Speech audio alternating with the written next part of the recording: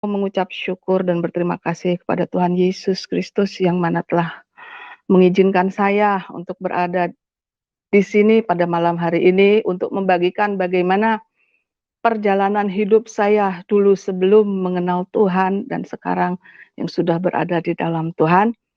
Saya tidak akan berpanjang lebar lagi. Saya berasal dari suku Sunda, dari kota yang kecil di daerah Jawa Barat. Nama saya Hilda. Kami 5 bersaudara, 4 perempuan dan 1 laki-laki. Saya nomor 2 dari kelima bersaudara itu. Latar belakang saya dulu muslim, yang mana dulu saya tidak pernah, eee, apa namanya, tidak pernah mau tahu ajaran-ajaran atau agama-agama yang lain. Hanya Islamlah agama yang diridhoi oleh Allah dulu sebelum saya mengenal kebenaran. Jadi pada saat dulu pendidikan saya itu waktu saya kecil, saya masih ingat kami sekeluarga itu dididik dan diajar cukup keras oleh kedua orang tua kami. Jadi dari mulai belajar ngaji, sekolah agama, harus ikut puasa dari umur kami masih kecil-kecil lah, mungkin sekitar umur diajar untuk berpuasa untuk melawan, nafsu. Nafsu menahan lapar dan sebagainya. Pada saat itu saya dan ketiga adik-adik saya melaku guru ibu sendiri, keluarga saya sendiri, orang tua sendiri memanggil guru untuk ngaji datang ke rumah dan ya kami melakukan itu semua. Tapi saya sendiri pada saat itu ya hanya melakukan secara ritual karena saya sendiri pun tidak paham dan tidak mengerti karena semuanya itu di dalam bahasa Arab. Al-Quran yang saya baca itu, saya hanya membacanya saja dan tidak pernah mengerti apa arti dari semua ayat-ayat Al-Quran yang saya baca. Oke, pada saat itu mungkin kalau seperti surat Al-Fatihah itu sampai sekarang pun saya masih ingat dan masih saya bisa. Jadi pada saat itu saya diajar dan dididik sekolah agama dengan cara mengajar, cara melafal, menghafal ayat-ayat Al-Quran. Tetapi jauh di dalam lubuk hati saya sendiri bingung. Ini pada saat itu saya masih berumur SD, rutinitas itu kami lakukan sampai saya berumur, berapa ya, 12 tahun mungkin kelas 6 SD. Jadi pada saat itu betul-betul kami digembleng habis-habisan gitu. Cuman pada saat itu memang kami hanya diajarkan untuk belajar mengaji, belajar Iqra, eee, tidak sempat mempelajari kitab-kitab yang lain seperti kitab fikih ataupun hadis-hadis yang lain, saya tidak sempat mempelajari itu. Nah, singkat cerita pada saat itu, dari saat kecil pun saya sudah sering dibully oleh teman-teman. Dan saat kecil saya memang sudah sering bertanya kepada Allah, saya bilang, "Ya Allah, saya ini kenapa harus terlahir ke dunia ini sampai saya harus terus dibully." Jadi saya tuh dari SD, SMP, sampai SMA itu sering dimusuhi teman-teman, itu dari situ awalnya. Terus dari teman-teman yang lain pun selalu memfitnah saya. Pada akhirnya saya sudah menyimpan rasa apa ya namanya, sakit hati Bapak Ibu. Saya terus membaca Al-Quran, saya terus membaca Al-Quran, saya berbicara, saya meminta kepada Tuhan, "Ya Allah," saya bilang gitu, "kemana saya ini? Saya sudah sakit hati sama si A, si B, si C." Akhirnya saya berbicara sama adik-adik saya, "Yuk," saya bilang gitu, dan saya pun waktu saat itu masih ingat ketika saya masih belajar sekolah agama itu Bapak Ibu, saya masih ingat, saya sampai ngedorong-ngedorong becak dulu karena dari rumah saya ke sekolah agama itu cukup, jauh lah ya Bapak Ibu, ibaratkan seperti itu. Jadi siang-siang pulang sekolah itu SD itu kami harus siap-siap, habis zuhur itu kami harus jalan kaki, belajar mengaji, belajar Iqra, dan lain sebagainya, yang pada akhirnya menimbulkan kebosanan bagi saya gitu loh. Akhirnya saya menjadi orang yang munafik karena saya harus melakukan itu harus menurut perintah orang tua saya gitu loh. Di situ saya sudah memiliki pemikiran yang mungkin untuk seukuran anak saya pada saat itu mungkin tidak ada ya Bapak Ibu. Jadi saya tuh berpikir, jadi saya bertanya, "Ya Allah, saya capek begini terus, saya udah nggak mau belajar lagi." Itu saat itu saya sudah berpikir seperti itu. Nah, singkat cerita, eee, kami bertumbuh dari SD, SMP, dan SMA. Jadi saya mempelajari keagamaan saya ini di muslim ini tidak terlalu, tidak terlalu mendalam. Tapi adik saya ada beberapa yang masuk ke pesantren, hanya saya saja yang tidak ikut gitu loh. Adik saya ada yang masuk ke pesantren dan saya pun tidak mendalami, keagamaan saya dengan sungguh-sungguh. Padahal kami itu keluarga kami, terlebih orang tua kami, ibu kami, itu sungguh-sungguh, eee, memiliki pemahaman agama yang sangat kuat sekali dan sangat fanatik. Dan pada saat itu juga saya sempat takut, karena sering dikasih tahu kalau kamu tidak sholat hukumannya ini, kalau kamu tidak ngaji hukumannya masuk neraka, kalau kamu tidak, jadi banyak sekali kita ditakut-takutin gitu loh Bapak Ibu. Maka dari situlah saya timbul rasa yang mungkin tidak nyaman ya kalau saya sekarang pahami, kok begini ya agama saya. Terus saya baca komik-komik dulu itu ada komik tentang azab di dalam kubur, azab di dalam neraka. Jadi itu terbayang terus gitu loh. Akhirnya kalau kamu berdusta, lidah kamu dipotong dengan menjulur lidah yang panjang dan sebagainya. Dari situ akhirnya saya sudah tidak mau terlalu dalam mendalami agama. Nah, pada saat itu akhirnya kami bertumbuh, saya selesai SMA dan keagamaan saya pun jadi berhenti dan saya melakukan hanya ritual, hanya untuk mungkin menyenangkan hati orang tua, melakukan perintah manusia saja. Nah, Bapak Ibu, eee, sekarang bagaimana saya bisa saat ini kok mau percaya kepada Kristus Yesus atau Isa Al-Masih itu adalah Tuhan dan Juru Selamat. Setelah saya berangkat SMA itu, saya memiliki, saudara dekat, sangat dekat, tapi tidak satu, maksudnya sangat dekat sekali. Dia seorang perempuan dan pada saat itu, singkat cerita, saudara saya ini bekerja dengan seorang, boleh dikatakan seorang bule ya yang tinggal di Indonesia sebagai sekretaris. Nah, karena saudara saya ini sering pulang kampung dan membawa bosnya ini gitu loh. Tapi selalu mampir ke rumah orang tua saya. Dari situlah saya bertemu dengan saudara saya ini dan bosnya yang bule ini. Nah, bule ini bertanya kepada saya, akhirnya, "Kamu kelas berapa?" Saya bilang, "Oh, sebentar lagi saya lulus." "Kamu mau kuliah di Bandung?" Katanya. "Oh, mau." Saya bilang, "Kalau memang mau dibiayain." Ya alhamdulillah pada saat itu saya selesai sekolah, akhirnya saya pindah ke Bandung, dibawa oleh saudara saya ini, yang mana kerja sebagai sekretaris dengan bapak bule ini. Nah, singkat cerita akhirnya saya di sana, dikasih fasilitas, difasilitasi dan kemudian, saya kuliah. 1 tahun saya di sana. Bapak Ibu bayangkan saya ini datang dari kampung yang kecil, datang ke Bandung, melihat suasana pergaulan yang membuat saya cukup syok, karena saya saat itu masih baru keluar SMA, pergaulan yang bebas, mabuk-mabukan, ini dan itu, dikerumuni perempuan yang notabene banyak sekali. Akhirnya sudahlah, saya pikir itu urusan mereka, saya nggak mau tahu, yang penting saya datang ke sini untuk kuliah. Tetapi setelah berjalan 1 tahun, saudara saya ini melakukan kesalahan. Setelah melakukan kesalahan, akhirnya bapak bule ini mengusir dia secara mentah-mentah, akhirnya dia pergi dari rumah di Bandung. Nah, pada saat itulah bapak bule ini memerlukan seorang sekretaris.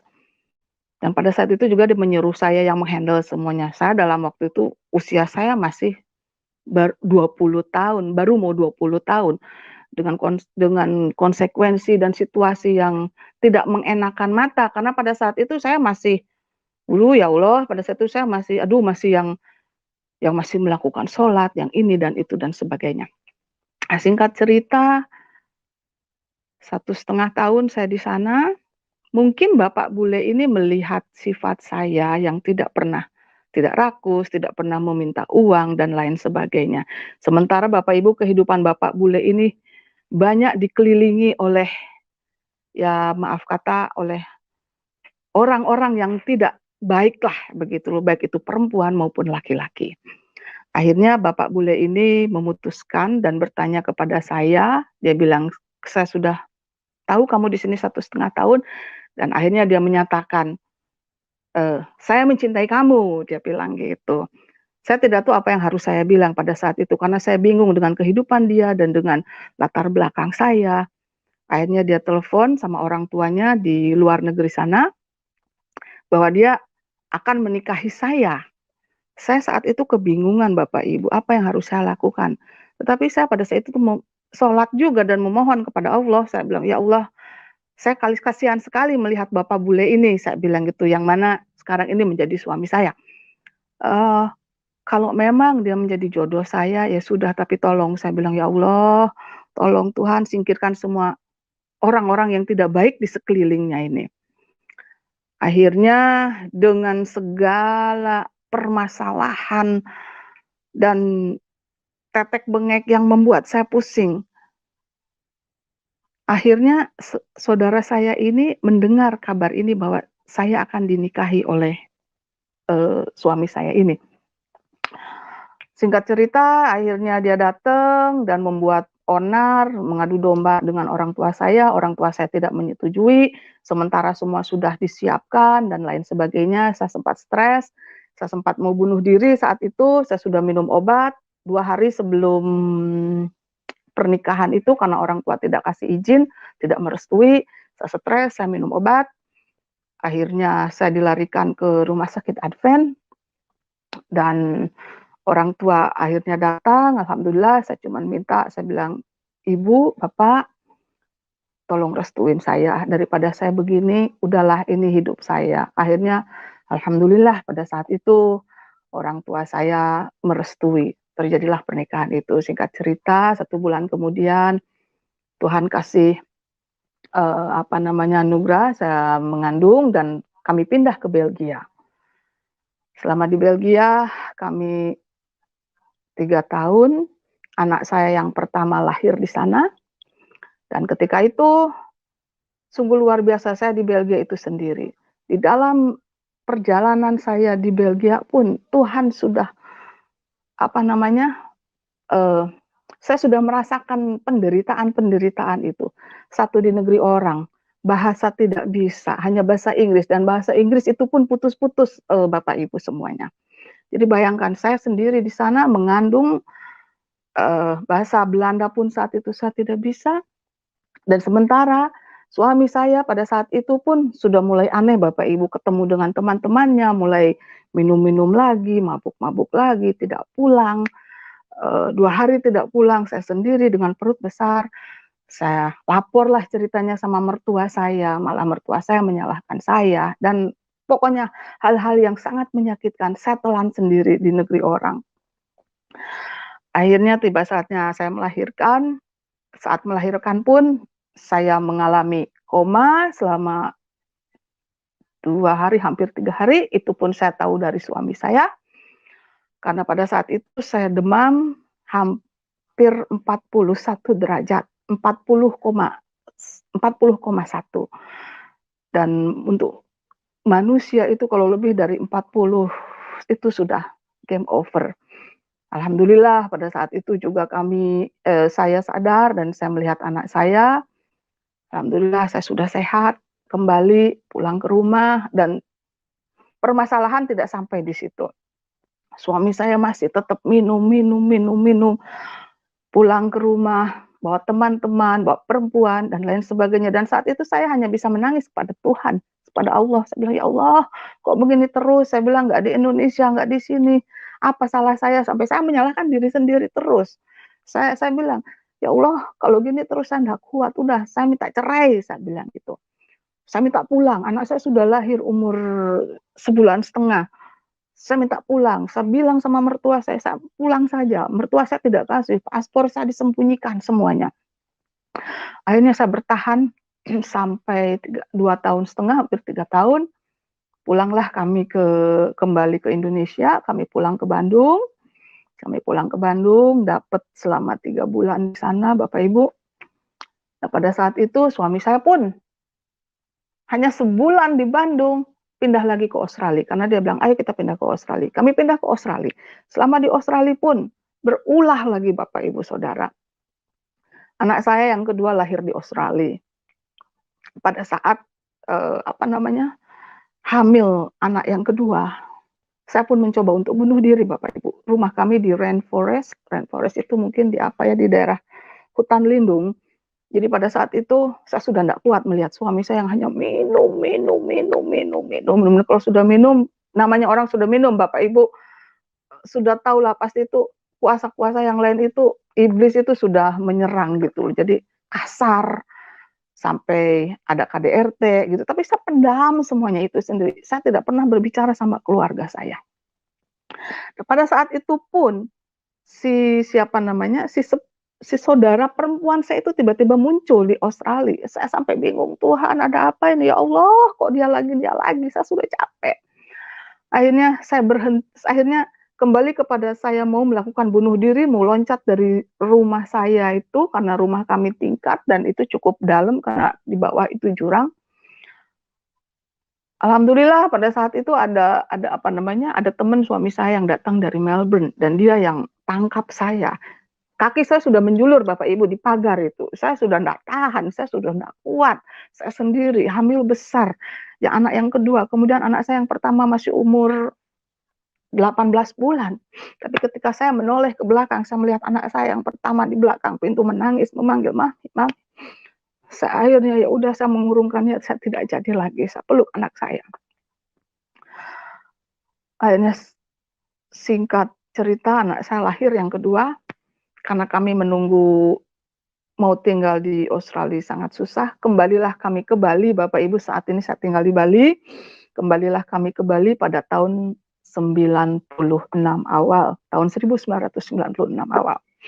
Saya ingin menyatakan bahwa di Bali inilah saya bertemu dengan Tuhan, Allah yang hidup. Jadi ketika kami kembali ke Bali pada tahun 1996, saya sungguh bahagia gitu. Aduh, alhamdulillah saya bilang bisa tinggal di Indonesia lagi, bisa tinggal di Bali dan sebagainya. Tapi Bapak Ibu hanya berjalan 3 bulan Bapak Ibu. Satu hari rumah saya ada yang mencet bel. Ketika saya buka, saudara perempuan saya ini muncul lagi di situ. Akhirnya saya, astagfirullah, ya Allah, saya bilang ini ada apa lagi? Kok dia lagi? Wah ini sudah nggak beres, saya bilang. Saya kesal, tapi saya tidak bisa mengutarakan kesalahan saya. Dari semenjak saudara perempuan saya itu datang, Bapak Ibu, semua keuangan dia ambil alih. Saya istri sahnya sendiri tidak diperbolehkan meminta uang ataupun mengambil uang dari suami saya. Jadi apapun itu harus lewat saudara perempuan saya ini. Dari mulai situ, rumah tangga saya mulai kacau, Bapak Ibu. Sudah kacau balo. Dan suami saya pun sudah mulai minum, mabuk. Dan kalau sudah minum itu Bapak Ibu, orang-orang di daerah tinggal saya sekarang ini di Bali, kalau menyebutkan nama saya dan suami saya, pasti banyak yang tahu. Jadi Bapak Ibu, suami saya ini, kami semua dahulu itu diberkati Tuhan dengan melimpah ruah. Saya bersyukur. Pada saat itu akhirnya saudara perempuan saya ini mengambil alih semua. Singkat cerita saya dihasut. Suami saya pulang dengan bawa banyak orang-orang yang tidak benar ke rumah. Kasihan anak-anak melihat semuanya itu. Ada 5, 7, 8 sampai banyak orang lah di rumah gitu Bapak Ibu. Jadi saya bangun pagi itu ya ampun ya Allah, saya bilang ini kok begini lagi, kok banyak sekali. perempuan-perempuan di dalam rumah ini gitu. Jadi udah saya hanya bisa menangis, saya bisa menangis. Terus akhirnya saya hanya minta sama Gusti Allah satu, "Ya Allah, saya nggak kuat," saya bilang gitu, "saya nggak kuat, saya mendingan mati saja," saya bilang gitu. Akhirnya satu waktu saya menangkap basah saudara perempuan saya ini mengambil suami saya. Saya menangkap basah itu. Di situ saya tidak teriak, saya tidak apa, saya hanya bilang, "Astagfirullahalazim, ya Allah, maaf," saya bilang gitu. Ketika saya masuk kamar, saya keluar, saya masuk ke kamar anak-anak saya. Saat itu di kamar mandi saya menangis. Saya menangis, saya bilang, "Ya Allah, ambil nyawa saya. Saya tidak kuat harus menanggung ini semua. Ambil nyawa saya, ya Allah, saya tidak kuat." Karena sudah ketangkep basah, saudara perempuan saya ini akhirnya keluar dari kamar saya, nyamperin saya ke kamar anak-anak saya, dia hanya bilang, "Maaf, bukan saya yang mau, tetapi suami kamu yang mau." Saya tidak menangis, saya hanya bilang, "Kalau kamu perempuan benar, dan kalau memang kamu mengaku bahwa saya ini adalah saudara dekat kamu, kenapa kamu tega sekali? Ya pokoknya bukan saya, suami kamu yang mau." Udah saya bilang, nggak usah diterusin, udah selesai. Mulai dari situ Bapak Ibu hidup saya sudah mulai kacau. Saya stres, saya bingung, akhirnya tidak ada hujan, tidak ada angin. Jam 2 pagi saya dibangunkan Bapak Ibu oleh suami saya dalam keadaan minum. Saudara saya ada di situ, saudara perempuan karena kami tinggal satu rumah. Saudara perempuan saya itu sepupu saya lah ya, maaf saya katakan, saya harus katakan ini, saya tidak bisa sembunyi-sembunyi lagi. Jadi pada saat itu saya dibangunkan jam 2 pagi, ketika saya keluar kamar, di meja makan itu, di ruang makan itu sudah ada 2 pengacara dan 1 bule orang Australia. Saat itu saya dipaksa, dia bilang, "I divorce you," saat sekarang saya mau ceraikan kamu. Saya kaget lah Bapak Ibu, setengah 2 pagi saya dibangunkan. Saya bilang, "Ada apa ini?" Saya bilang gitu kan. "Enggak, kamu sudah selingkuh, kamu sudah ini, kamu sudah." Jadi akhirnya saya yang dituduh gitu, dengan orang ini, dengan orang itu. Aduh Tuhan, saya bilang, "Ya Allah, ini kok begini lagi?" Saya nangis Bapak Ibu saat itu. Tidak ada yang mau membela saya, tidak ada yang mau percaya kepada saya. Saudara perempuan saya itu terus aja mengojok-ngojok, mengompori istilahnya gitu, memprovokator, suami saya. Akhirnya saya tidak mau tanda tangan, eee, saya diusir Bapak Ibu. Jam 3 pagi, baju-baju saya dikeluarin semua Bapak Ibu. Dimasukin ke kantong kresek sampah yang besar, dibuang pinggir jalan. Saya tidak tahu harus pergi ke mana. Saya mau bawa anak-anak, suami saya bilang, "Jangan dibawa." Sepupu saya bilang, "Nggak usah kamu bawa anak kamu, kamu pergi dari sini." Dengan bawa sakit hati, air mata yang mengalir, saya pergi meninggalkan rumah. Saya bingung mau kemana, jam 3 pagi saya diusir sama suami saya. Akhirnya saya pergi ke pantai di Sanur Bapak Ibu. Jam 3 pagi saya menangis di sana. Saya meminta pertolongan pada Gusti Allah. Saya bilang, "Ya Allah, kenapa hidup saya dari kecil selalu begini, sakit hati, sakit hati, sakit hati. Benci dan benci kepada orang-orang yang selalu menyakiti saya." Pada saat itu saya masih ingat ada 3 pecalang. Pecalang itu adalah, kayak orang-orang siskamling ya Bapak Ibu di Bali itu yang penjaga pantai mungkin gitu ya. Jadi pada saat itu sudah hujan rintik-rintik, jam 3 pagi saya menangis di situ. Saya menangis, "Ya Allah tolong saya." Saya mau lari saja ke laut saat itu, tapi ada satu kata di hati, "Jangan." Gitu. Jadi saya mengurungkan niat saya dan pecalang ini nyamperin saya saat itu, dia noel-noel saya pada saat itu. Dia bilang, "Bu Bu," katanya gitu, dengan pakai bahasa Bali, "Ibu ini orang apa manusia?" Katanya gitu. Terus akhirnya saya noleh, saya bilang, "Orang Pak, saya bukan setan," saya bilang gitu. "Ibu kenapa nangis jam segini? Ayo ayo masuk." Akhirnya saya dibawa ke pos penjagaan di pantai, kami ngobrol, ya alhamdulillah saat itu saya ada teman untuk ngobrol, untuk mengeluarkan unek-unek. Saya tidak peduli itu siapa, yang penting saat itu saya pengen ada orang yang mendengarkan. 6:30 pagi, saya pergi dari pantai itu, saya keliling-keliling seperti orang yang sudah tidak tahu arah tujuan kemana lagi. Saya kembali ke rumah, diusir lagi sama saudara sepupu saya. Saya kembali ke rumah, diusir terus tiap hari, tiap hari. Akhirnya pada saat itu, perceraian pun terjadi di KUA Denpasar. Saya tidak pakai pengacara, saya tidak pakai apapun, saya datang sendiri. Saya menyaksikan 2 anak saya laki-laki. Yang saat itu masih kecil sekali. Saya menyaksikan mereka merangkul saya, tapi saudara perempuan saya ini, ya Allah jahat sekali. Jadi waktu itu dia dorong saya, jangan kamu nggak usah bla bla bla bla bla bla. Udah. Tapi pada saat itu saya mendapatkan kekuatan yang entah dari mana datangnya. Saya tidak menangis waktu di pengadilan agama itu. Saya tidak menyatakan apapun itu. Ketika hakim bertanya begini, saya hanya bilang iya, iya, iya, iya. Jika cerita kami bercerai Bapak Ibu, setelah dari perceraian ini hidup saya hancur. Terutama saya tidak bisa melihat anak-anak saya. Saya datangi tiap hari. Tidak boleh, saya datang. Akhirnya anak saya dibawa kabur, disembunyikan ke Bandung dan ke Kalimantan bersama saudara perempuan saya ini. Tidak lama setelah itu, kehidupan saya hancur Bapak Ibu. Saya hidup pesta pora. Saya pokoknya rusak. Rusak Bapak Ibu. Akhirnya 3 tahun setelah perceraian, suami saya menelpon saya kembali.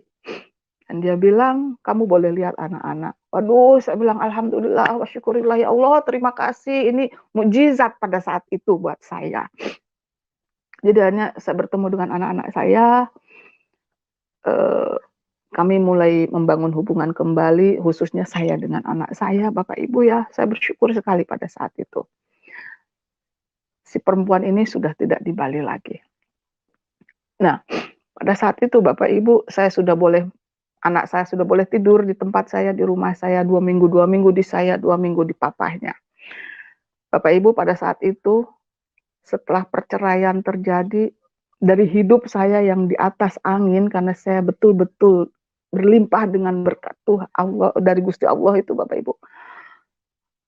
Saya saat itu hancur. Itu cara Tuhan mungkin ya Bapak Ibu. Pada saat itu saya berpikir, saya tidak pernah bekerja. Akhirnya saya harus bekerja. Saya harus menurunkan ego saya, menurunkan rasa malu saya. Saya nggak pernah bekerja seumur hidup saya, Bapak Ibu, dari semenjak nikah, masih muda, sampai saya mengalami hal yang terburuk. Saya nggak pernah, akhirnya dengan segala tekad saya bilang, saya harus kerja untuk membiayai anak-anak saya. Karena saya, alhamdulillah anak-anak sudah sama saya. Alhamdulillah pada saat itu saya dapat pekerjaan, cukup bagus, jadi public relation dan marketing. Alhamdulillah waktu itu pekerjaan saya naik. Nah, pada saat itu Bapak Ibu, kembali ujian terjadi. Himpitan demi himpitan. Saya hancur Bapak Ibu, tidak punya uang sama sekali. Akhirnya saya tidak bisa makan Bapak Ibu. Dan itu terjadi sekitar mungkin sekarang, maaf saya hitung dulu, 10 tahun yang lalu, hampir 10 tahun yang lalu. Jadi pada saat itu Bapak Ibu, saya di saat kehancuran saya akhirnya dipertemukan dengan orang yang mengajak saya pergi ke orang pintar. Dia bilang, oh kalau kamu ini ayo kita diajak ke sini. Saya bilang, jujur aja Bapak Ibu, pada saat itu saya tidak percaya yang begitu-begitu, karena orangnya saya mungkin kalau boleh dikatakan orang Pancasila, Tuhan buat saya semua sama. Yang penting agama saya waktu itu saat itu Islam. Islam adalah agama yang diridhoi Allah. Itu yang saya pegang pada saat itu. Akhirnya saya mengalami kehancuran, saya putus asa, saya sakit hati, saya dibohongin teman, saya ditipu, disakitin suami. saya sudah dilecehkan, diintimidasi sama banyak orang, sama suami, semuanya Bapak Ibu. Akhirnya satu teman saya berkata kepada, "Ayo, kalau memang kamu mau meditasi, meditasilah, saya ajak ke sini." Saya hanya ingin mencari Tuhan Bapak Ibu, saya ingin mencari Tuhan, di mana Tuhan ini, saya bilang gitu. Akhirnya saya melakukan ritual keagamaan. Yang mana saya di Bali Bapak Ibu ya, karena saya pengen ketemu Tuhan, akhirnya saya terima ajakan teman saya ini. Tapi dengan satu pikiran dan kata hati saya, oke, saya pengen tahu ini pendeta atau ya pendeta mungkin ya kalau di Bali itu ya. Ini orang ini sehebat apa sih gitu. Jadi saya ada menantang gitu loh Bapak Ibu. Jadi saat itu saya diajaklah ke sana ya, ngobrol. Ya pada saat itu sih buat saya ya memang ada benernya gitu loh Bapak Ibu. Tapi ternyata di balik semua itu si dukun mungkin ya, bukan pendeta, maaf kata. Si orang pinter ini justru malah menikam saya dari belakang Bapak Ibu. Saya dikerjain karena saya tidak sadar, kan saya tidak tahu apa yang dia lakukan. Saya sudah pergi ke mana saja di Bali itu, ke tempat persembahyangan orang-orang Hindu. Mohon maaf, saya tidak ada maksud apapun. Ini saya bercerita apa adanya. Bagaimana akhirnya saya berjumpa dengan Sang Juru Selamat itu. Akhirnya saya pergi ke pura ini, ke pura itu. Kemana? Sampai ke Pura Pucak Mangu yang tinggi sekali saya jalanin. Pura Pasar Agung di mana itu saya jalanin semua. Tapi anehnya Bapak Ibu, ketika saya melakukan ritual itu, hanya satu nama yang saya sebut. Saya tidak menyebut nama dewa mereka, tapi saya hanya minta, Tuhan pencipta langit dan bumi, kalau memang Engkau ada, tunjukkan saya jalan yang lurus dan benar. Dari setiap ritual-ritual keagamaan, saya mandi di pantai, saya sudah bilanglah kemana gitu loh. Saya lakukan semuanya itu karena saya ingin ketemu Tuhan. Akhirnya Tuhan tidak saya ketemu, hati saya menjadi tambah kering, tidak tahu apa yang harus saya perbuat, putus asa. Dan satu hal Bapak Ibu yang membuat saya sakit hati sama orang ini Bapak Ibu, pada saat itu Bapak Ibu, dia melakukan pelecehan. Dan saya yakin dan percaya banyak perempuan-perempuan di luar sana yang mengalami hal yang sama dengan saya. Banyak dilecehkan, jangankan dengan orang yang berbeda agama, dengan orang yang seagama pun, yang seiman. Ketika saya dulu masih di Islam dulu Bapak Ibu, banyak toh pelecehan-pelecehan yang dilakukan oleh ustadz terhadap santrinya atau anak didiknya. Dan saya alamin itu. Dari situ tapi alhamdulillah pada saat itu memang Tuhan melindungi saya. Jadi pada saat waktu dia mau berbuat yang tidak, saya bersyukur, saya bisa kabur dan bisa lari. Saya pulang, saya nangis sejadi-jadinya. Saya nangis. Saya minta ampun sama Gusti Allah satu, ya Allah maafin saya sudah salah jalan, saya sudah tidak bisa berpikir lagi kemana saya harus melangkah. Saya pulang Bapak Ibu, si dukun ini mengintimidasi, menteror segala macam, udah saya nggak mau pikirkan. Singkat cerita, 1 tahun berlalu, saya masih struggling dengan hidup saya masih bergumul dengan permasalahan saya, masalah demi masalah banyak datang bertubi-tubi. Satu hari titik balik di mana saya bertemu dengan Tuhan Yesus. Pada saat itu hari raya di Bali kan tiap tahun selalu ada yang dinamakan Hari Raya Nyepi ya Bapak Ibu. Jadi sehari sebelum Hari Raya Nyepi itu ada yang namanya Hari Pengerupukan, Malam Pengerupukan. Malam Pengerupukan itu adalah malam di mana warga Bali ini mengarak demon-demon atau manifestasi-manifestasi gambaran-gambaran dari kuasa-kuasa yang jahat. Itu yang mereka percayai. Jadi pada saat itu Bapak Ibu, saya sudah tidak punya apa-apa. Saya sangat putus asa. Sudah dilecehkan, sudah diintimidasi. Sudah tidak punya pengharapan apapun Bapak Ibu. Pekerjaan tidak ada. Rumah, mobil, semua habis. Hancur rata tanah. Tuhan bikin itu semua buat saya.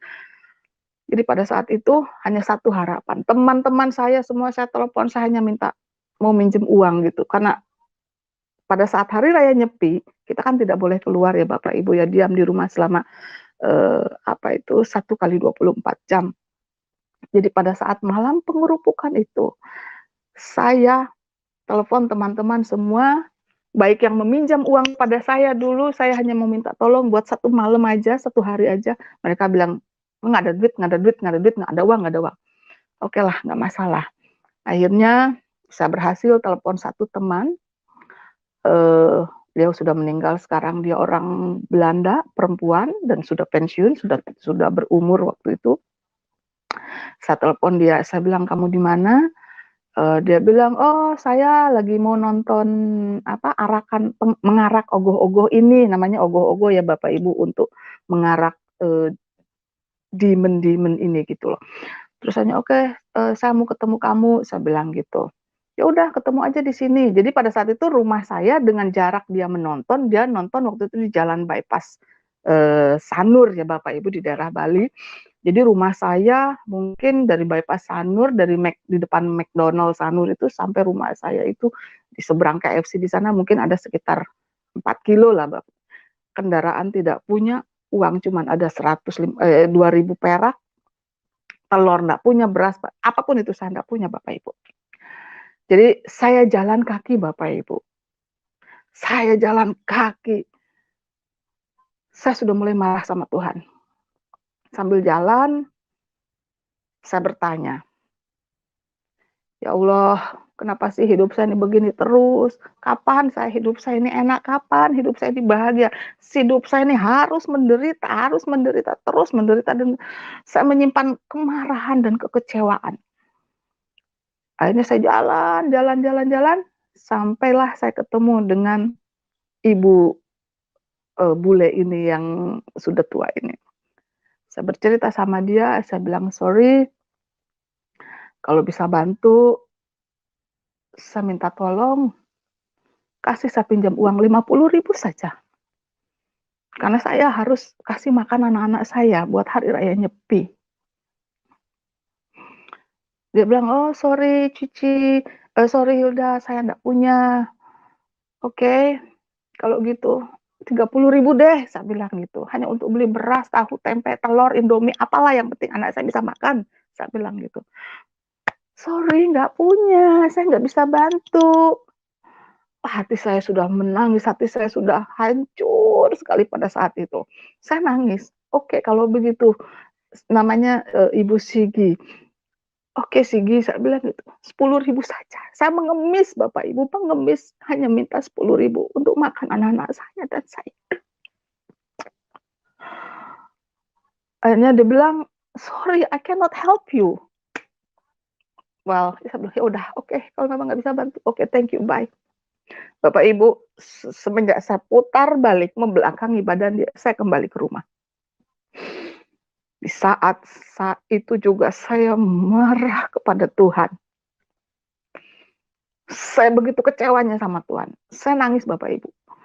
Itu dengan suara musik gamelan Bali, karena mereka kan lagi ngarak panggul boneka-boneka manifestasi dari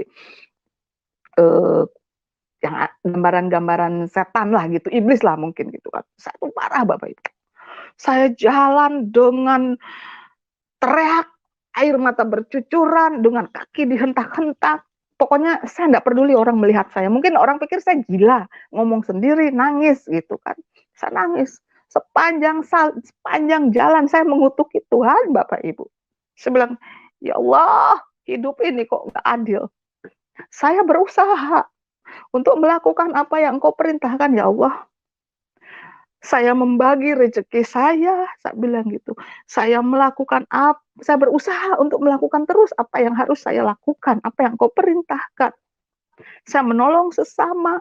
Saya tidak pernah membalas kejahatan orang lain, sekalipun saya tersakiti, saya tahan. Tapi mana, saya bilang gitu, pertolongan Allah itu tidak ada. Saya nangis, saya marah, terus saya mengoceh, saya marah sama Tuhan saat itu. Saya bilang, "Ya Allah, udah sampai rumah, semua anak-anak saya titipkan akhirnya anak-anak saya pada suami saya. Saya titip anak saya bilang, "Tuh saya nggak punya beras, nggak punya nasi, udah, anak-anak saya bilang, "Nick sama Mark, you stay with papa, nanti 3 hari kemudian balik sama mama." Mereka cuma bilang, "Oke, Mam," gitu. Nah, saya pulang Bapak Ibu. Sepanjang perjalanan pun saya masih terus marah sama Tuhan. Ya Allah, saya bilang, jahat sekali. Katanya engkau itu Allah yang adil, maha pengasih, maha penyayang. Bismillahirrohmanirrohim. Saya sampai segitunya Bapak Ibu.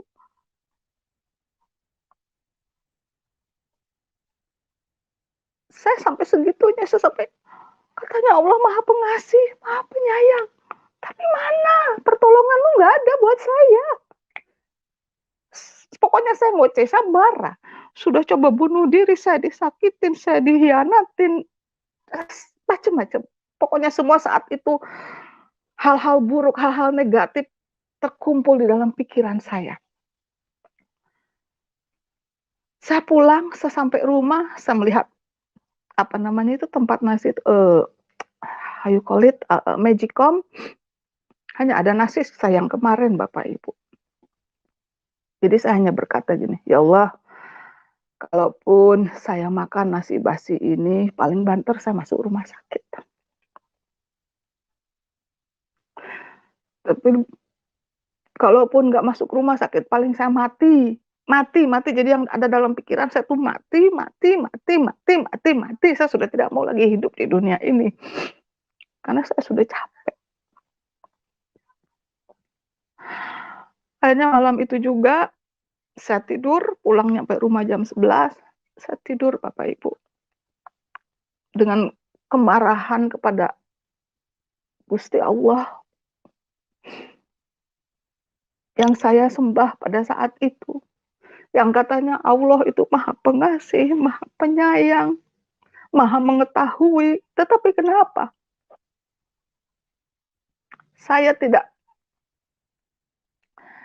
Tuhan tidak berbicara kepada saya. Punyaku ngelek ya, Dik.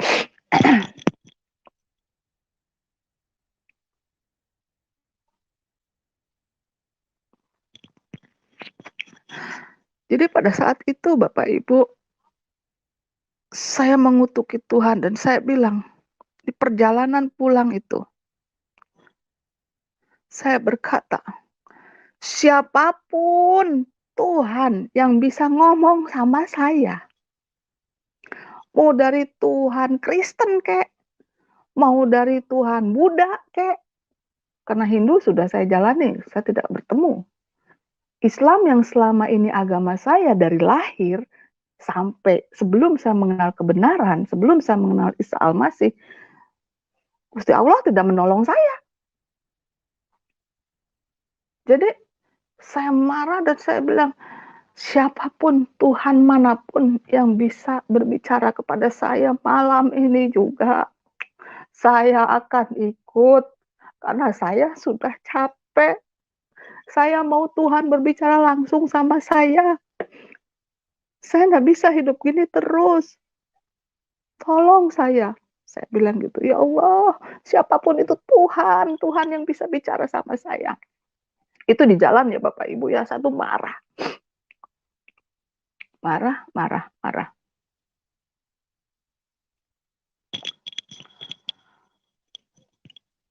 Akhirnya saya tertidur.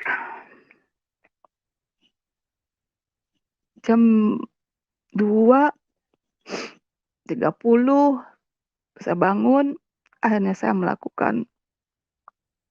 kembali sholat tahajud Bapak Ibu.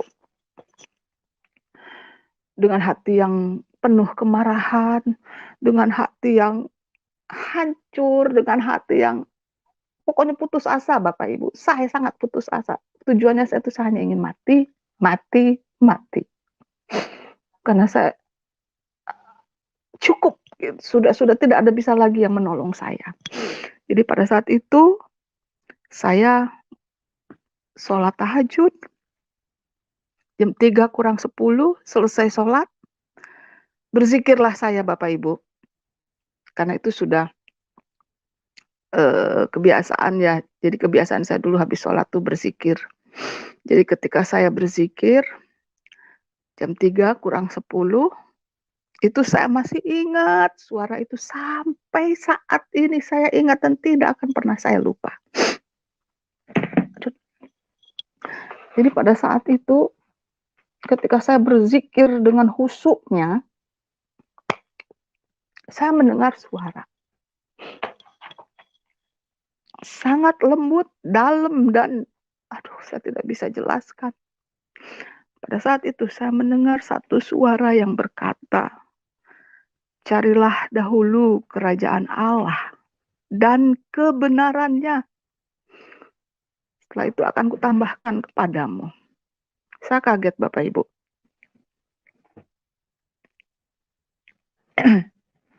Saya sampai berkata, ini suara apa ya? Siapa yang ngomong ya saat itu?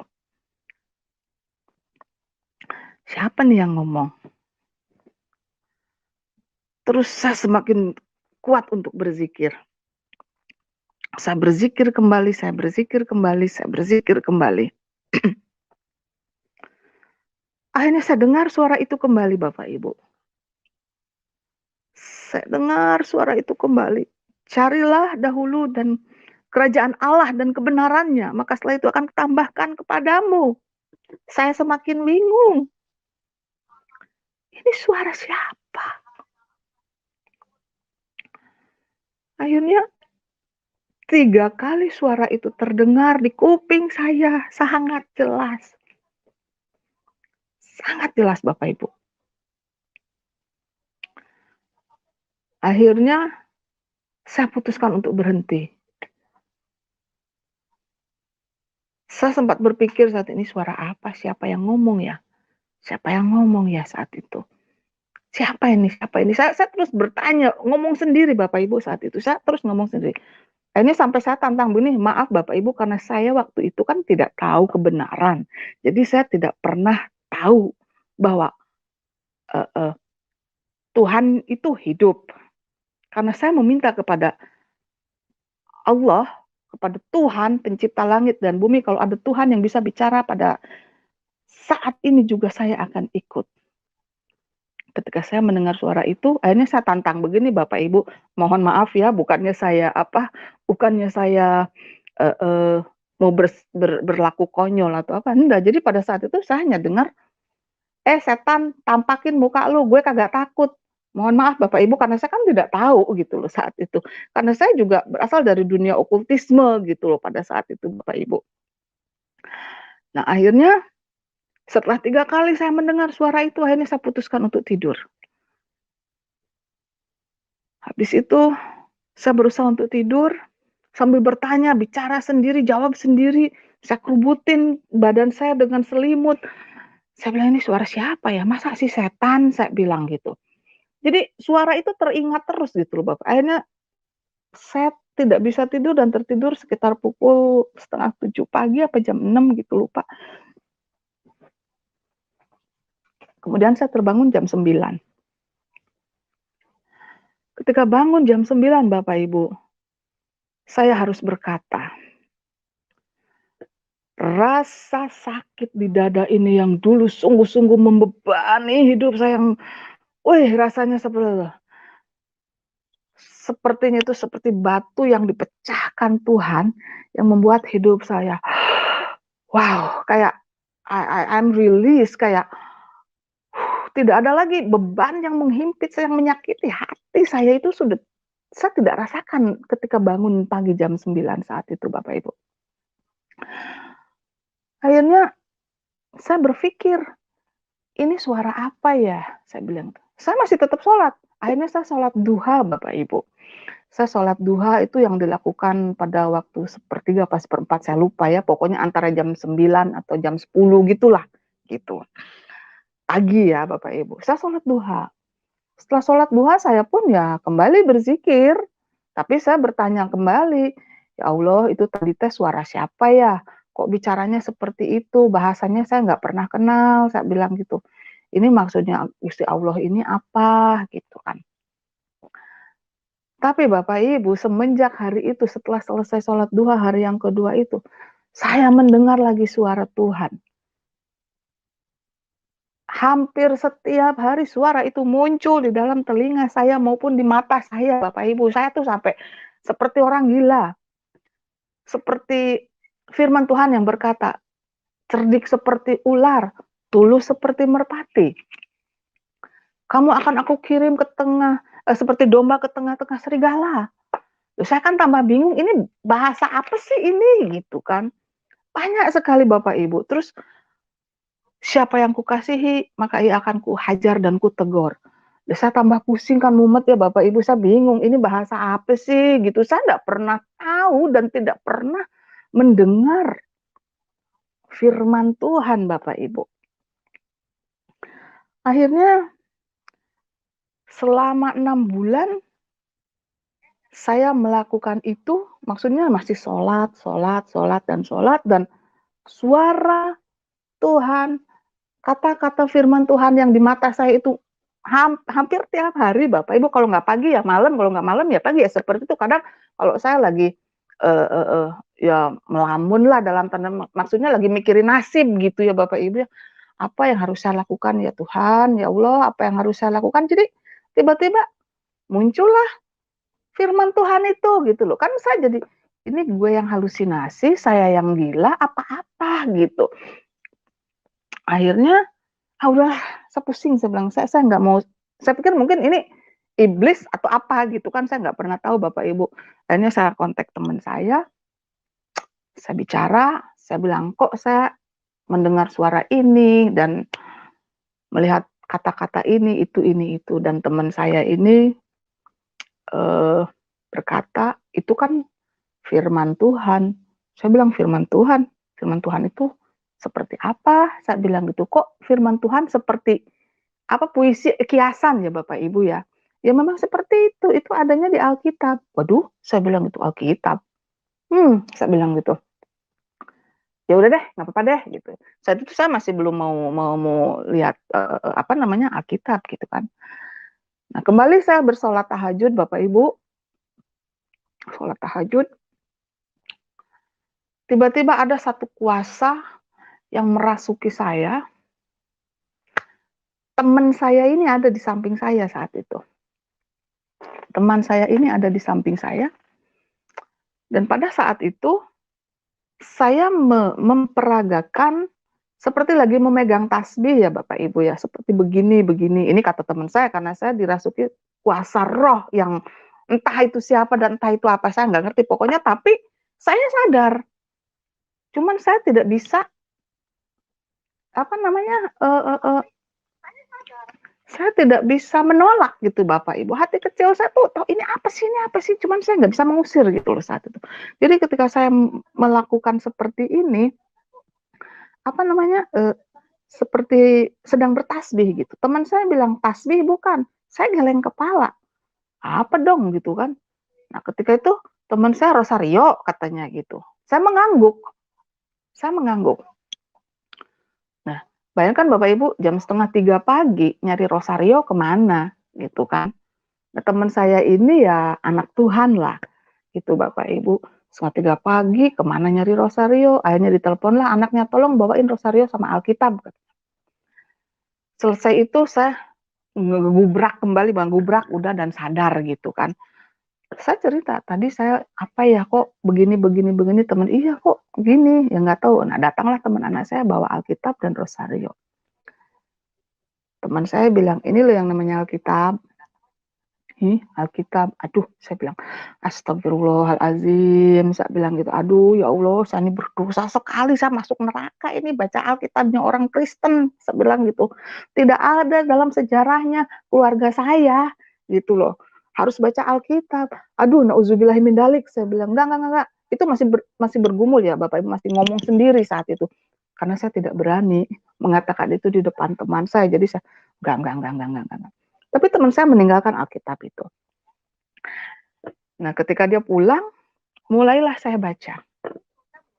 ketika saya mau baca Bapak Ibu ya, apa namanya, Alkitab itu, jadi ini Alkitab, saya saya saya megangnya pun seperti gemeteran. Saya bilang, "Astagfirullahaladzim, aduh ya Allah saya sudah berdosa, ya Allah ampuni saya, ya Allah astagfirullahaladzim." Itu mau pegang, tangan saya mundur lagi, mau pegang, mundur lagi, mau pegang, mundur lagi, terus saja seperti itu. Tapi akhirnya ada satu kekuatan yang mendorong saya, udah baca aja lah, kayak gitu.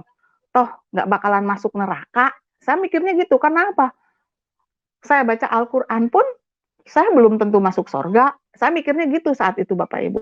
Jadi udah, akhirnya dengan kata dengan kata Bismillahirrohmanirrohim. Ya Allah, ampuni dosa saya, Tuhan.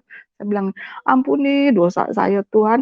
Ya Allah, saya mau membaca kitabnya orang kafir. Ampuni saya, ya Allah. Dah, bukalah saya. Saya baca pelan-pelan. Pada saat itu saya dikasih Alkitab Perjanjian Baru. Saya masih ingat Alkitabnya itu Alkitab Inggris Indonesia yang mana ya? Yang pokoknya warnanya biru. Aduh sudah lecek sekali itu. Jadi ketika saya baca, saya terkejut dan terkaget-kaget. Suara yang saya dengar itu ternyata ada di Alkitab itu Bapak Ibu. Hanya saya kan, ya Allah, saya bilang gitu. Ini kok ada di buku ini? Saya bilang gitu kan. Saya semakin penasaran. Saya baca lagi, tapi saat itu saya baca masih ngacak ya Bapak Ibu, karena saya belum paham, saya tidak tahu. Semakin saya baca, loh, ini kok semua perkataan-perkataan yang saya dengar, semuanya ada di kitab sucinya orang Kristen, saya bilang gitu. Ya akhirnya saya komunikasi kembali dengan teman saya. Teman saya bicara, ya inilah firman Tuhan. Bapak Ibu, tidak ada yang menginjili saya secara manusia, tidak ada Bapak Ibu. Jadi saya hanya meminta Tuhan, berdoa kepada Tuhan. Saya tidak tahu bagaimana cara berdoa. Jadi saya masih melakukan sholat, saya masih melakukan, kalau ngaji sudah enggak ya Bapak Ibu, saya hanya melakukan sholat saja. Sholat dan zikir pada saat itu. Sekalipun saya sudah membaca Alkitab. Nah, dari semenjak saya baca Alkitab ini Bapak Ibu, ada satu perasaan yang membuat hidup saya tuh apa ya? Ada damai. Yang tidak bisa saya gambarkan, tidak bisa saya, pokoknya saya mengalami kedamaian. Tapi pada saat itu juga Bapak Ibu, proses Tuhan terus terjadi. Jadi setelah saya membaca Alkitab, saya mulai memanggil nama Tuhan Yesus. Jadi suatu hari saya sedang sholat Bapak Ibu ya. Setelah saya baca Alkitab ini selama mungkin 6 bulan ya. 6 bulan saya diproses. Baca Alkitab proses, baca Alkitab proses. Jadi satu saat saya mau sholat nih Bapak Ibu. Saya mau sholat. Entah kenapa itu bacaan sholat tuh ngeblank. Jadi waktu itu sholat asar kalau nggak salah. Jadi ketika saya usolli fardhol asri arba rakaat mustaqbilal kiblat ada Allahu Akbar, saya bilang. Diam saya. Apa ya kan? Loh, kok jadi lupa, saya bilang gitu kan. Ah, balikan dulu, udah gitu, udah saya minta ampun ya Allah, udah. Saya balikan sampai 5 kali lupa terus. Akhirnya saya pikir, apaan sih ini kok jadi lupa ya? Saya bilang gitu. Saya duduk, akhirnya dari berdiri akhirnya saya duduk. Saya duduk dengan memakai mukena saya berbicara, saya bilang, oke, sekarang saya memanggil Tuhan Yesus. Saya tidak tahu apa yang sedang saya lakukan. Saya tidak mengerti apa rencanamu. Saya sudah memanggil nama Tuhan Yesus. Saya hanya minta, dan saya pun bertanya, kenapa saya digiring menuju ke kekristenan gitu loh Bapak Ibu. Saya bertanya hari ini, jawabannya tidak langsung. Jawabannya itu 3 bulan kemudian, 6 bulan kemudian. Nah, jadi pada saat itu, saya sudah lupa untuk melakukan sholat. Tidak ingat sama sekali, Bapak Ibu, nggak ingat. Sungguh saya nggak ingat. Akhirnya saya ceritakan sama teman saya ini ketawa. Jadi lucu sekali. Saya bilang udahlah, udah amat. Terkadang Bapak Ibu ya, saya kalau lagi sholat gitu, saya berusaha lagi untuk sholat, masih sholat tetap.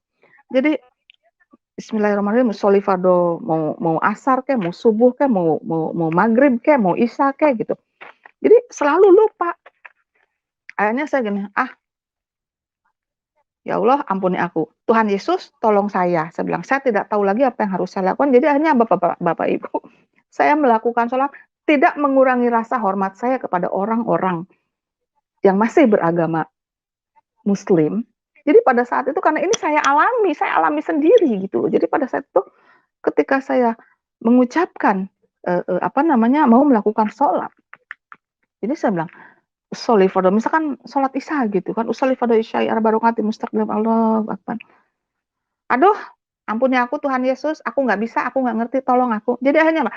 Bapak kami yang di sorga, dikuduskanlah namamu. Jadi saya membaca doa Bapak kami, Bapak Ibu. Bayangkan, kalau orang yang tidak paham itu pasti saya akan dicaci.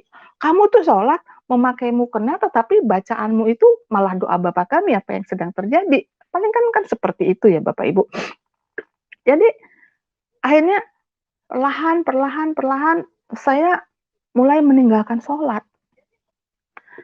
Di saat itu pun saya dibentuk melalui proses yang sungguh luar biasa.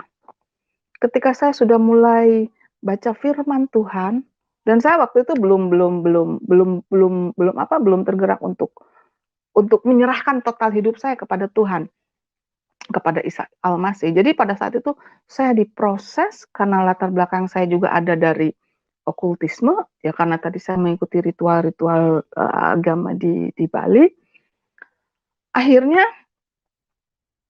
satu waktu ada orang yang datang ke rumah dengan rumah Bu Hilda. Oh iya, saya bilang gitu. Bapak dari mana? Dan teman saya ini ada di sana saat itu. Jadi teman saya ini saksi hidup saya bagaimana Tuhan memproses saya dari manusia yang rusak sampai menjadi milik Tuhan gitu loh. Jadi pada saat itu ada orang yang sakit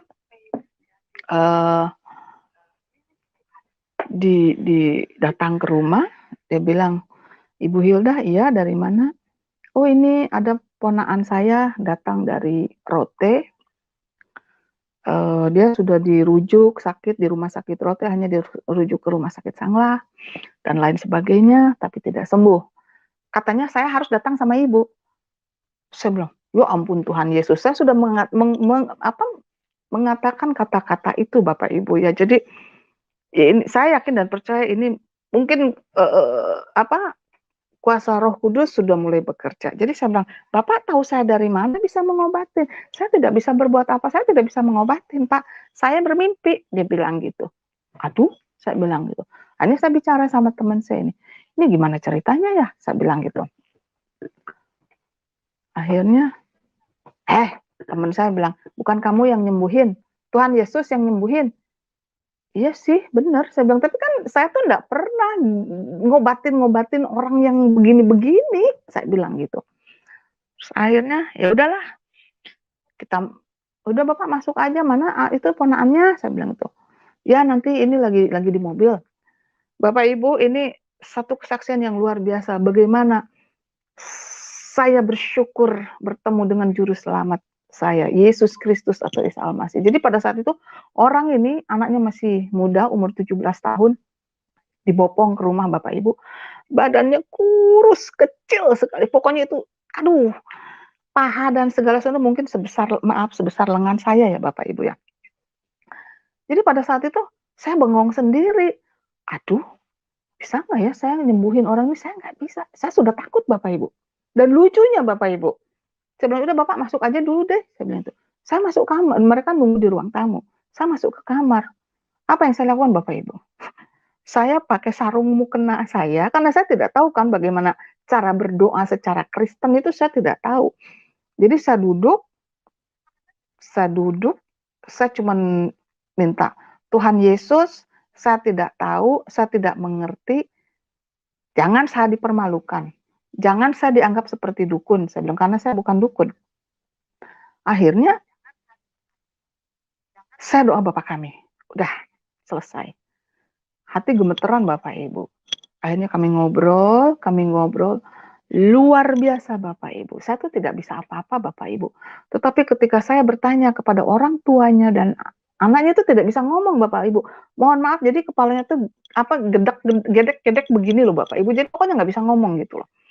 Akhirnya ketika ditanya, jadi itu suatu penglihatan yang Tuhan kasih yang membuat kami semua melongo gitu loh. Maksudnya, oh ibu dulu pernah kebetulan ya mereka ini ya orang orang Nasrani lah gitu kan, karena dari Rote sana.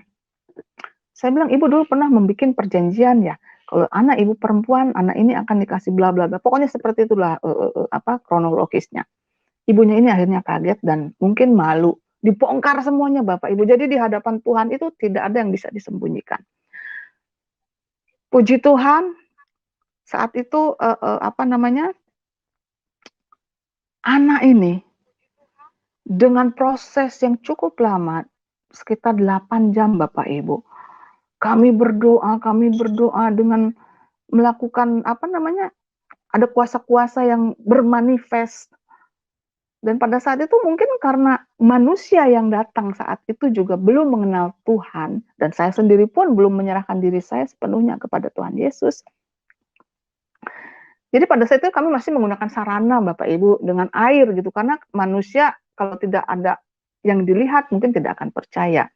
Nah, jadi pada saat itu saya berdoa, mendoakan air itu dengan doa Bapa Kami juga. Saya bilang minum terus kasih mandi. Belum mandi waktu itu hanya minum. Percaya apa tidak Bapak Ibu? Kuasa Tuhan dinyatakan saat itu juga. Saya sampai, aduh, sampai pukul-pukul. Nah, loh, anak ini yang tadinya tidak bisa bicara, anak ini yang tadinya nggak tahulah jiwanya di mana, nyawanya kemana, saya nggak tahu. Pokoknya tidak bisa ngomong orangnya, melongo, terus gini, gini, gini gitu. Ketika selesai semuanya itu, teman saya ini bilang, saya tanya, dia langsung berdiri Bapak Ibu. Dia langsung berdiri dan turun karena pada saat itu tempat mungkin kalau kalau kalau dibahasakan sekarang ini mungkin apa namanya doa pelepasan mungkin ya Bapak Ibu, tapi karena saya tidak tahu saat itu jadi kami bilangnya itu adalah jadi bilangnya itu apa namanya ya pengobatan lah gitu.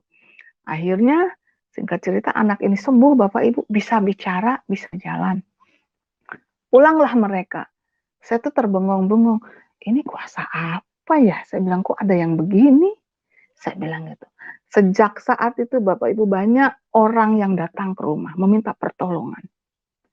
Dan betul firman Tuhan berkata pada saat itu, yang lumpuh berjalan sudah toh barusan. Terus yang borokan Bapak Ibu, maaf kata di ketiaknya itu sudah bernanang nama saya sendiri sampai aduh rasanya mau muntahnya. Apa sih?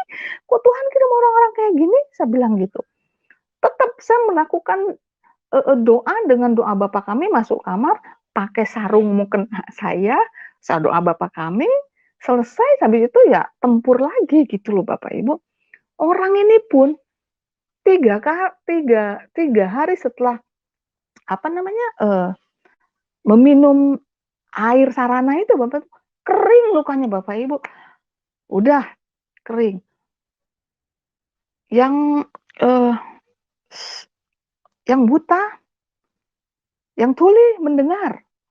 Akhirnya saya berpikir, oh berarti ini memang ada satu kuasa. Jadi saya diskusi banyak sama teman saya. Ini karena dia adalah saksi hidup saya. Ada 2 teman saya yang membantu, kalau boleh saya katakan sekarang ini dalam bahasa saya pelayanan saya ya Bapak Ibu ya. Tapi pada saat itu saya memang tidak mengetahui dan tidak mengerti. Nah jadi pada saat itu banyak orang yang datang meminta pertolongan. Tetapi pada saat itu orang-orang tersebut hanya meminta kesembuhan aja. Tidak mencari Tuhannya dan saya sendiri pun pada saat itu kan masih belum paham betul. Tapi anehnya Bapak Ibu, apa yang diperkatakan, yang keluar dari mulut saya ini adalah firman Allah. Nah, teman saya ini tambah bingung. Lah kok yang keluar semua ini bukannya bahasa Islam kek apa kek, kata gitu. Kok malah firman Allah semua? Ya, saya bilang jangan tanya saya sendiri nggak ngerti. Saya bilang gitu. Nah, singkat cerita, banyak sudah yang datang ke rumah. Akhirnya saya semakin haus dan lapar ya, Mbak, semakin rindu gitu loh. Saya ingin berjumpa. Saya terus berdoa, saya bilang, Tuhan Yesus tolong saya nggak ngerti apa yang harus saya lakukan. Satu hari kita lewat ke gereja katedral di Denpasar dengan teman saya ini. Sepertinya tuh ada yang narik Bapak. Udah lewat nih, kita udah lewat seret, udah lewat katedral situ. Saya bilang sama teman saya, balik kemana? Dibilang gitu. Ke katedral. Neng, katanya gitu. Kamu itu kan orang muslim, ngapain mau masuk katedral? Nggak tahu, pokoknya balik. Saya balik, akhirnya kami balik ke mana? Ke katedral dan masuk. Saat saya masuk ke katedral itu, Bapak Ibu, di dalamnya itu, ya mungkin ini salah satu cara Tuhan ya, proses yang Tuhan izinkan buat saya supaya saya mengerti betul. Karena saya betul-betul mencari Tuhan. Bukan Allah yang bukan Tuhan atau Allah yang saya tidak pahami, yang tidak mengerti. Akhirnya ketika saya masuk menginjakkan kaki di katedral itu, kaki saya itu Bapak Ibu seperti dipaku, plek begini. Kaki saya seperti dipaku. Saya tidak bisa jalan.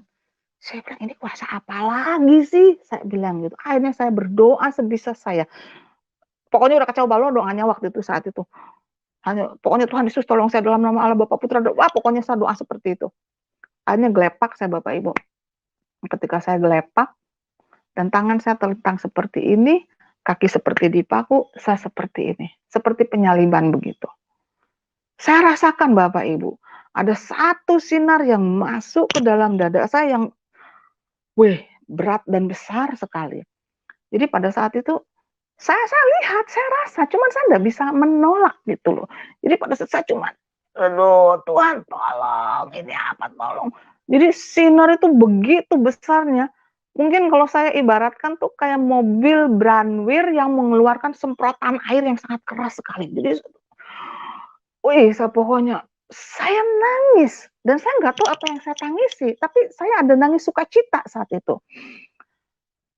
Singkat cerita kami pulang, saya ceritakan semuanya itu, pengalaman kamu tuh seperti apa ya, saya ceritakan pada teman saya ini begini. Mulai saat itu Bapak Ibu, saya semakin haus dan rindu. Saya baca firman kembali. Akhirnya 2014 saya memutuskan diri. Saya bilang, oke Tuhan, saya mau menyerahkan diri saya mau dibaptis. Tapi saya juga bingung kemana saya harus dibaptis gitu kan, karena saya tidak pernah ke gereja, saya tidak punya kenalan pendeta-pendeta gitu loh. Akhirnya lewat teman saya yang notabene dulu pernah berobatlah kepada saya, katakanlah seperti itu bahasanya dulu itu. Saya cerita, saya bilang, Kak, ini saya mau dibaptis, saya bilang gitu. Serius katanya. Ya iyalah serius, ngapain enggak? Saya bilang gitu. Saya sudah paham sekarang. Saya sudah mengerti. Yesus Kristus, Isa Al-Masih adalah Allah yang hidup, saya bilang gitu. Saya paham betul Tuhan Yesus yang berbicara kepada saya, bukan Allah yang tidak bisa menjawab doa-doa saya. Saya bilang gitu. Kok kamu bisa begitu percaya? Ya, saya kembali bersaksi sama dia.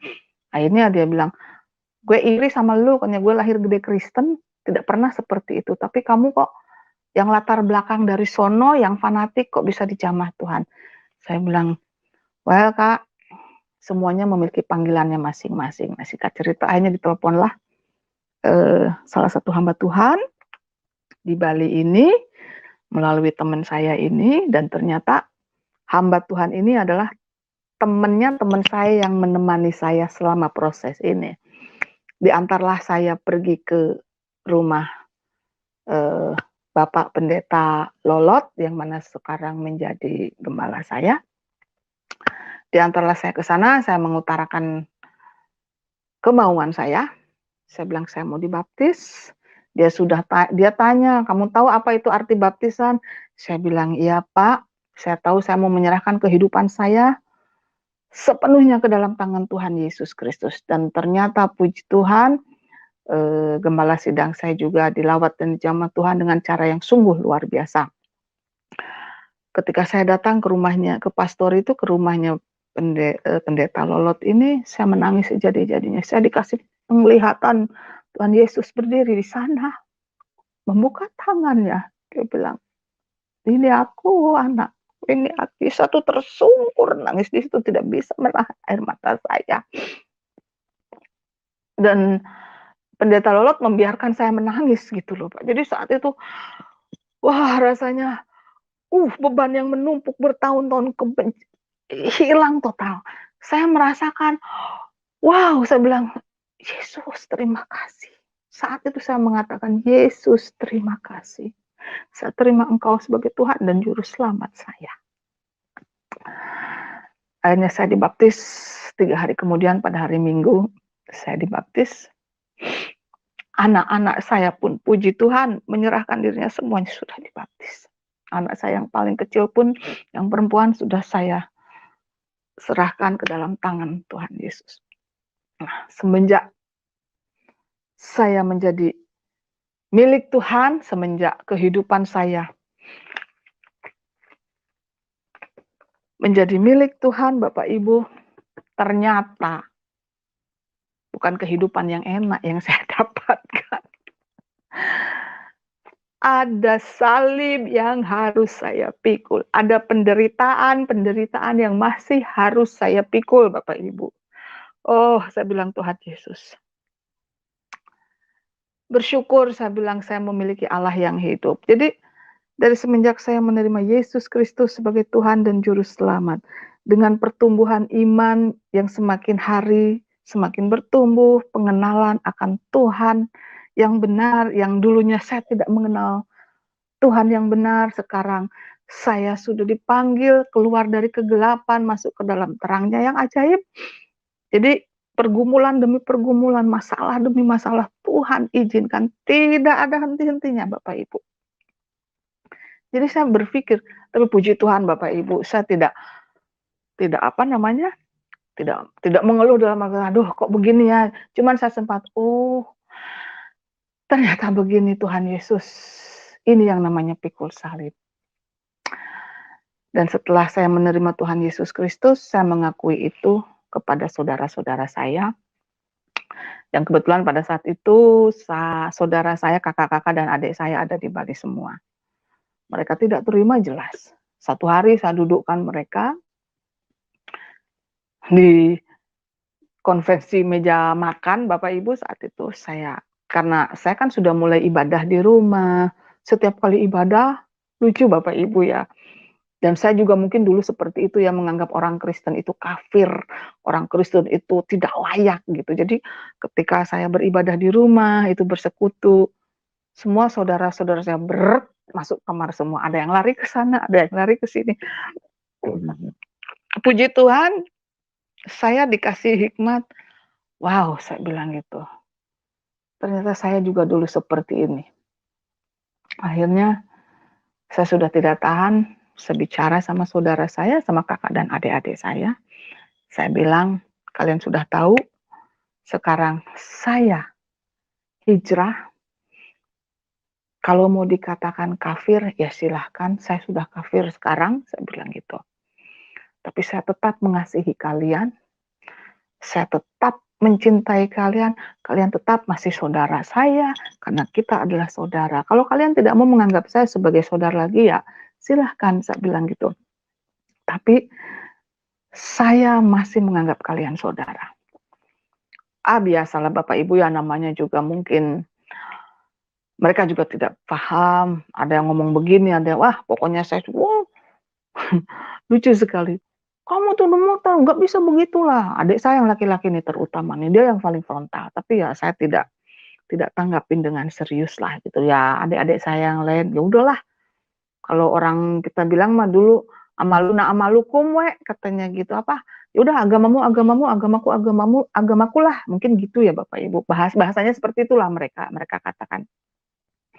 Jadi mulai sejak itu ya sudah, saya berusaha merubah cara berpikir saya menunjukkan sikap kasih saya kepada mereka walaupun mereka membenci saya, walaupun mereka tidak terima dalam hatinya. Tetapi apapun yang mereka perlukan, apapun yang mereka butuhkan dalam permasalahan apapun mereka punya, saya selalu ada gitu loh. Jadi saya ingin menyampaikan kepada mereka bahwa kasih di dalam Yesus Kristus itu tidak memandang siapapun. Banyak sekali pergumulan-pergumulan, pikul salib saya dari keluarga saya sendiri Bapak Ibu. Karena saya sudah meminta kepada Tuhan Yesus, saya bilang, Tuhan Yesus, saya tahu dan saya percaya saya sudah dipanggil dan seperti firman-Mu berkata, saya bilang, musuhmu adalah seisi rumahmu. Dan betul itu semua Bapak Ibu. Saya alami itu. Firman Tuhan saya genapi hari lepas hari. Apapun itu firmannya. Seperti ya sekarang saat ini keluarga saya menjadi musuh saya. Tetapi saya harus mengampuni. Saya berusaha untuk melakukan itu. Dan itu tidak gampang ya Bapak Ibu. Jadi saya terus memberikan teladan. Sampai keluarga saya itu membilang, kamu itu kok sabar banget sih? Kan saya tuh selalu ngomong gini ya, ih kamu tuh sabar banget katanya gitu. Apa namanya? Udah giniin, digituin, diam aja, dikit, udah hajar aja, aku mau lawan, gitu. Bla bla bla.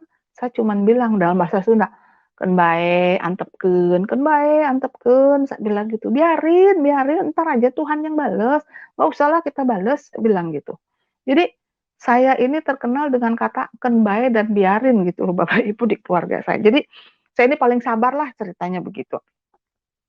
Tapi semakin ke sini, mereka akhirnya melihat bahwa kasih yang saya miliki adalah ya tidak bersyarat gitu. Jadi saya masih mengasihi mereka. Saya masih membuktikan bahwa saya ini masih sama seperti yang dahulu. Akhirnya saya bicara sama adik saya, perempuan paling terakhir.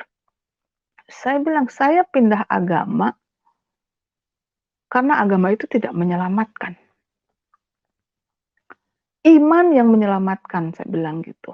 Iman kepada Isa Al-Masih. Saya bilang kalau kamu tidak percaya, bacalah Al-Quran, saya bilang gitu.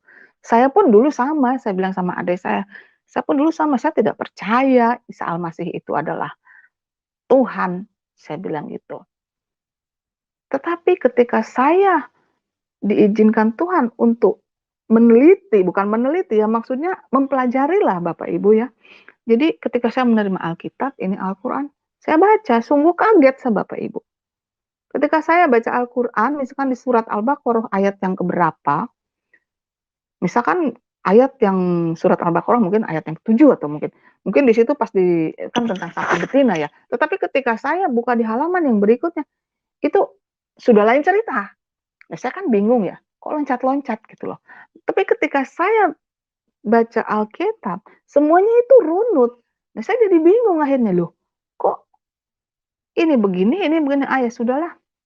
Akhirnya tetap saya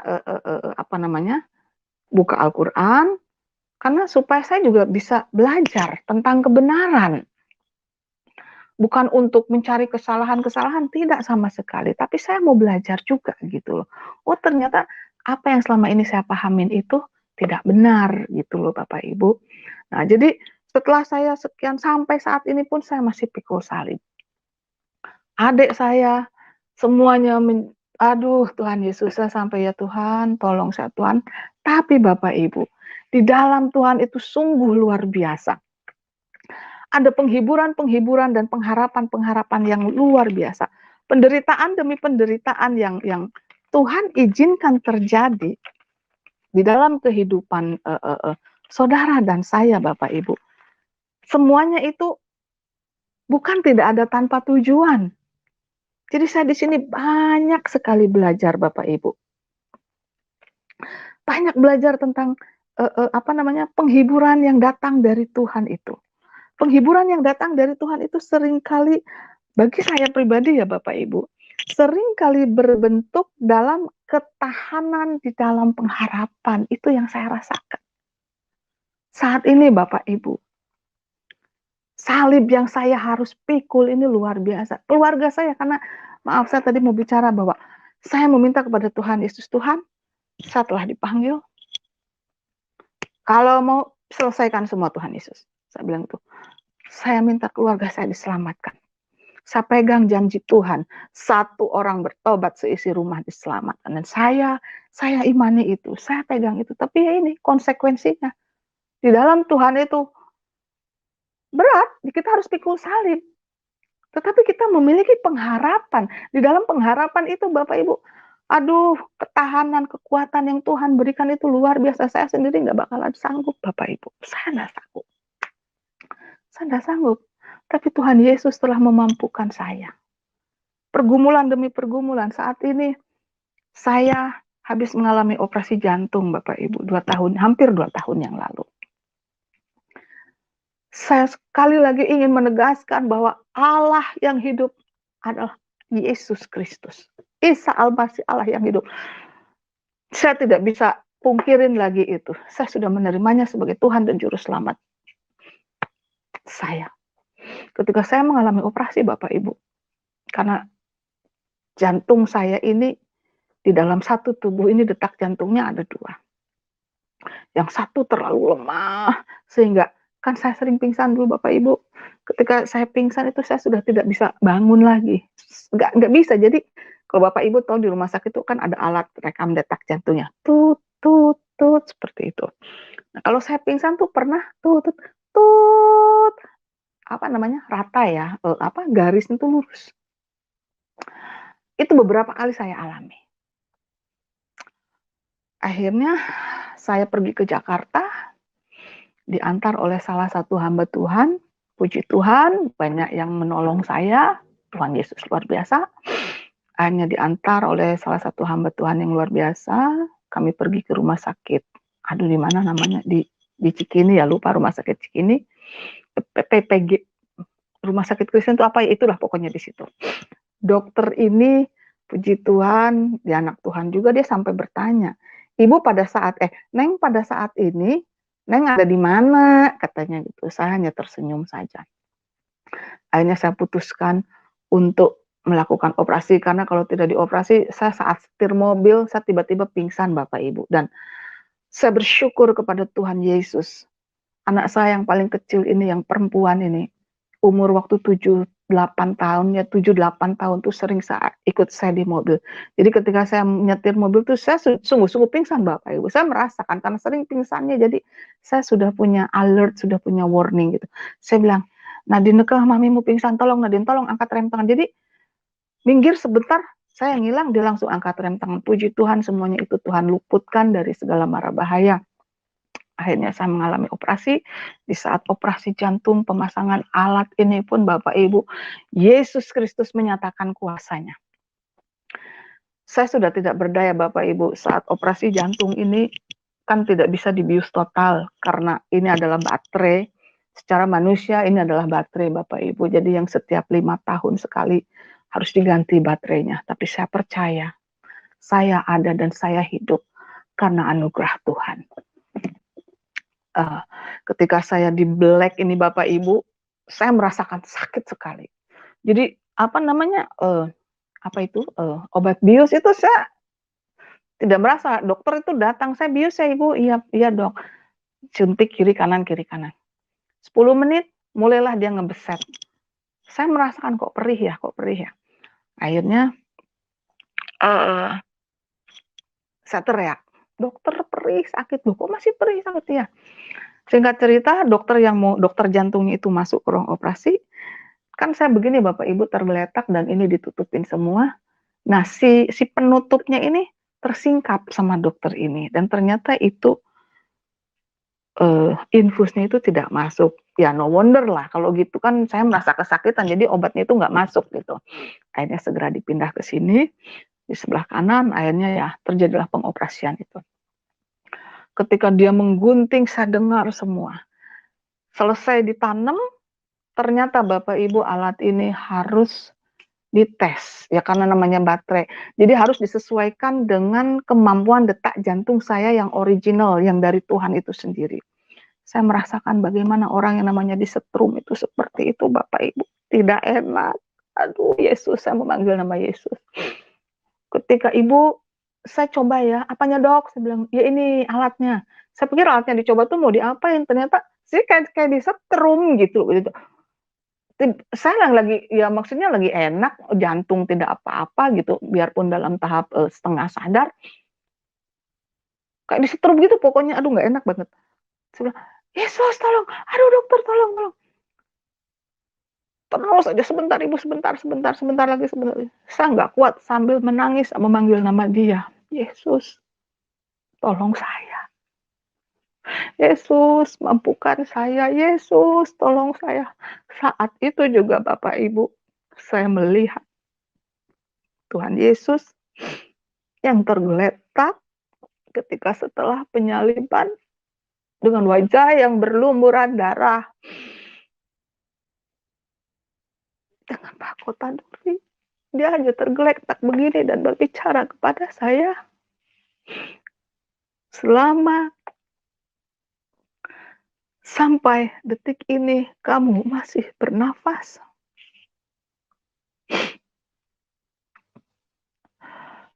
Itu semua karena kemurahanku. Maju terus. Anakku, saya menangis. Saya tidak bisa ngomong apa, saya hanya bilang, makasih Yesus. Ini air mata di sini sudah basah Bapak Ibu.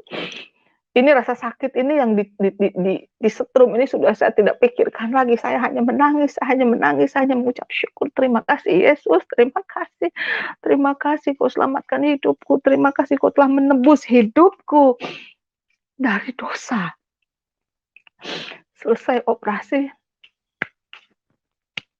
ada sedikit kendala. Tangan saya yang sebelah kiri sampai saat ini sudah 2 tahun tidak bisa diangkat karena mungkin terlalu dalam, ada syaraf-syaraf yang terpotong.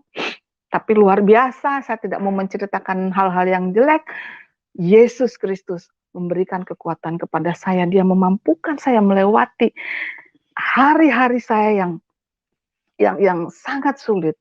Dan saya selalu mendapatkan penghiburan dan kekuatan dari Roh Kudus. Keluarga saya dipulihkan, mukjizat Tuhan terjadi. Mukjizat Tuhan buat saya bukan hanya sekedar materi, dari miskin menjadi kaya, atau dari sembuh menjadi sakit. Dari sakit menjadi sembuh, maksud saya. Mukjizat yang terbesar buat saya adalah anugerah keselamatan bagi hidup saya, anak-anak saya, keluarga saya, dan juga orang-orang di luar sana yang belum mengenal Tuhan. Percayalah, Yesus Kristus adalah Tuhan dan Juru Selamat kita semua, bukan hanya untuk umat Kristen. Sangat sulit sekali tuh Bapak Ibu Saudara menginjili, memberitakan kabar baik kepada saudara sendiri. Sulit Bapak Ibu. Banyak keluarga saya yang melihat, banyak orang-orang yang sudah dibaptis di rumah saya. Puji Tuhan memenangkan jiwa. Tapi ya saya yakin dan percaya Tuhan akan ubahkan hati mereka. Saya yakin dan percaya Tuhan juga akan memberikan kemenangan bagi saya dan keluarga saya. Mukjizat yang paling saya syukurin adalah pemulihan di dalam keluarga Bapak Ibu. Suami saya latar belakangnya Katolik Bapak Ibu ya. Dan kemudian ya dulu ya sampai sekarang belum percaya Tuhan, mohon dukungan doanya nanti juga ya Bapak Ibu ya. Nah, setelah sekian lama bercerai, akhirnya suami saya jatuh bangkrut, sudah tidak bisa berbuat apa-apa. Saya tidak mau menjelekkan dia, tetapi saya mau membuka pikiran hati dan Bapak Ibu Saudara. Bagaimana kasih Tuhan Yesus Kristus yang begitu luar biasa besarnya. Saya yang dulu membenci dia, bukan setengah mati lagi, mungkin sampai mati kali Bapak Ibu ya dulu ya. Jadi saya membenci dia. Ketika melihat dia susah, saat ini dia sudah tidak bisa berbuat apa-apa. Habis total rata tanah, makan pun sudah tidak bisa. Hidup dari belas kasihan orang. Tetapi di sini saya mau menunjukkan kepada dia, ayo balik sini, saya bilang gitu. Saya rangkul dia kembali Bapak Ibu, dan dia sekarang tinggal di rumah saya. Saya hanya mau menunjukkan kepada dia bahwa kasih Yesus yang sudah saya terima, sudah mengubahkan hidup saya. Sekalipun sulit untuk mengampuni Bapak Ibu, aduh sulit banget. Tetapi perlahan tapi pasti, proses demi proses yang Tuhan gesekan banyak sekali Bapak Ibu. Oh, tadinya dia marah, saya lebih marah lagi Bapak Ibu. Jujur, betul Bapak Ibu. Pokoknya kamu ngomong apa, saya harus lebih tinggi dari kamu. Kamu begini, pokoknya saya harus di atas, dia harus. Karena ada akar kepahitan, kebencian, kemarahan yang sangat mendalam. Saya bersyukur Tuhan Yesus ubahkan, pulihkan keluarga saya dengan proses yang sangat menyakitkan. Orang yang sangat paling sering kita berantem itu adalah orang yang terdekat kita, Bapak Ibu. Bukan orang lain. Ya anak, suami, istri, pokoknya orang-orang yang terdekat. Akhirnya suami saya kembali aja, tetap aja Bapak Ibu kadang masih menjengkelkan ya, tapi saya harus belajar mengampuni terus gitu loh. Dan saya bersyukur Bapak Ibu, anak-anak saya sungguh luar biasa. Terlebih Mark. Dia yang selalu menegur saya. Mami, kamu nggak bisa gitu. Papa ini sudah tua, papa begini, papa bla bla bla bla bla bla bla. Akhirnya iya ya, saya ditegur, ditampar anak saya sendiri. Di sini kita perlu Bapak Ibu mengkoreksi hati kita. Terkadang kita sebagai orang tua merasa mau menang sendiri. Oh enggak, mama hidup lebih lama dari kamu, atau orang tua lebih hidup lama dari kamu, kamu baru umur berapa. Itu betul, kebanyakan pemikiran orang tua seperti itu. Saya sering ditampar anak saya, bukan ditampar plak gitu ya Bapak Ibu ya, maksudnya ditegur. Saya melawan, tetapi kembali ketika saya masuk ke dalam hadirat Tuhan, saya meminta ampun. Benar Tuhan, saya bilang gitu. Saya yang harus rubah. Akhirnya kami dipulihkan pelan-pelan tapi pasti. Ini mujizat Tuhan yang paling besar karena saya minta pemulihan dari Tuhan Yesus.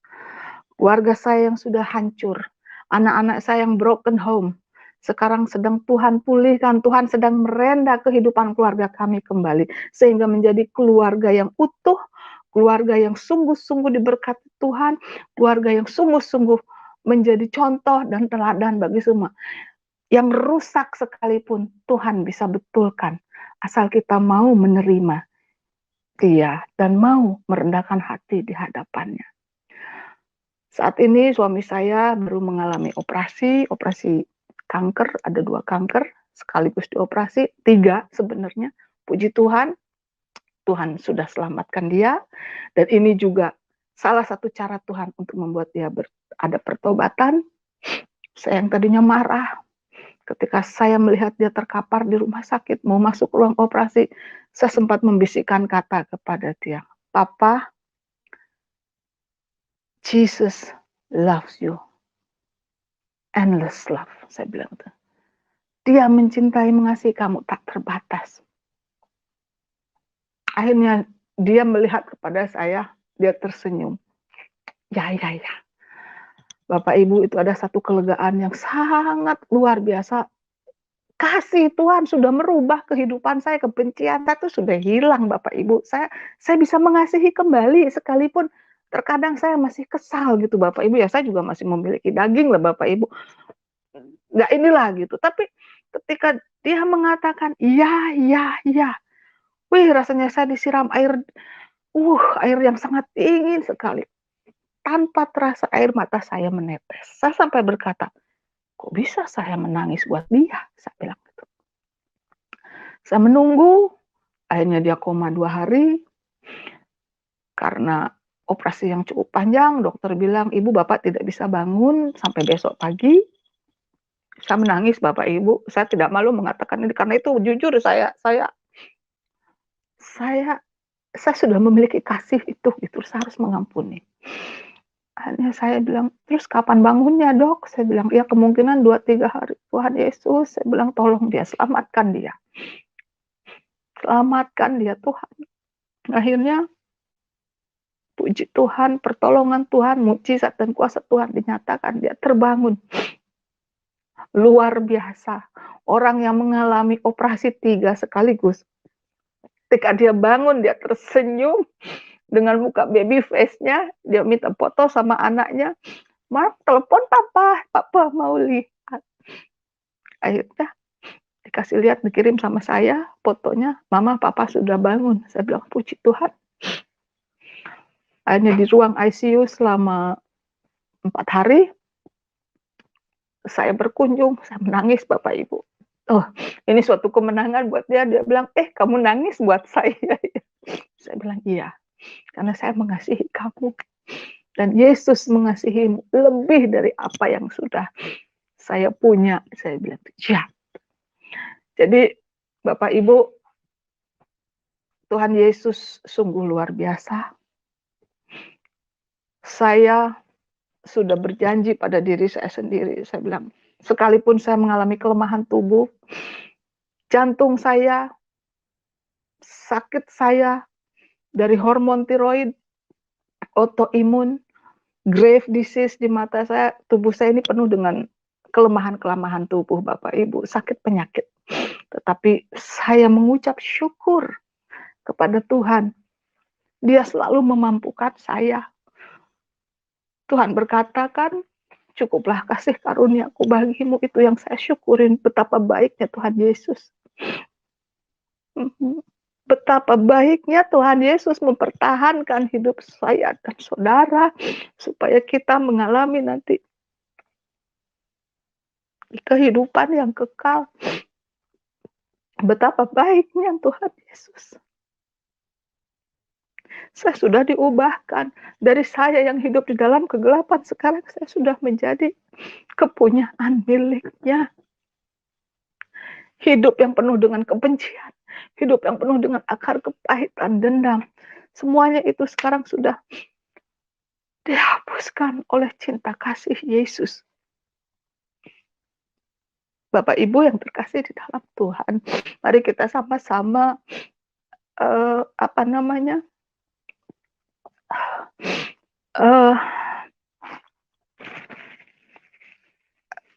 Maaf, mari kita sama-sama mengampuni, memberikan diri kita sepenuhnya kepada Tuhan.